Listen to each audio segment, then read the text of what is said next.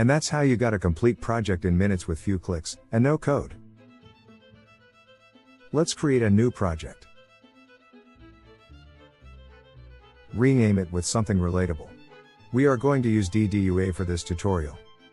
Click the Create button. Now wait until it finishes. It could take some seconds or minutes. After it's done, open the window option at the main menu and select the Package Manager. Go to Package, My Assets, DDuA. The asset you just bought is here. In case you have many assets, search for Dynamic Downloader in the search box. Click the Download button, and wait until it is fully downloaded.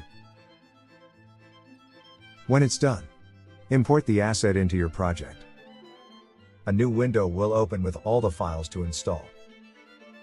Click the Import button.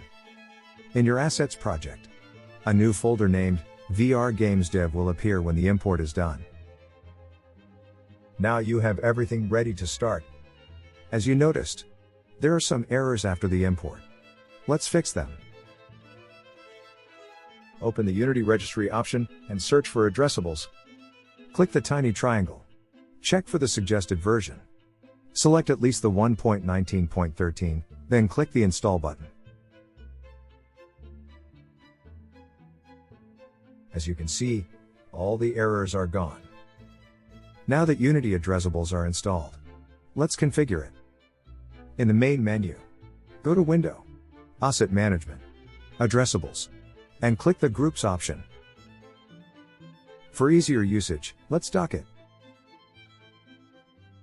We will dock it next to the game window. Click the Create Addressable Settings button, and wait some seconds to have your groups configured. There is a new menu option. Go to Tools, VR Games Dev. You have all the tools needed to use this package. Let's create a new DDuA project. We will use the default folder name. You can change it to suit your needs. Click the Create New button, and wait some seconds. Done. You have a new folder in your assets with everything you need to have an addressable app. Now let's check what happened after the install finished. Open the File, Build Settings menu option. A scene was added. The ERG loader will prepare the game and load everything from your CDN. Double-click it and let's see the added files to your project. Select the folder and check the content. Home, Pre-Download, Prefabs, and Scenes. The loader scene is loaded in the hierarchy. All the prefabs needed are here. Go to the Addressable Group tab, previously docked, and open all the groups. The prefabs and scenes were added and labeled properly. Slideshow, on launch, pre-download and scene labels. DDuA needs the following labels to understand your project and download the assets needed. Click the game window and play your project. And that's how you got a complete project in minutes with few clicks and no code. You have a slideshow while your app downloads, a download progress bar, and a detailed status. This is the home scene. The idle download setting pop-up menu.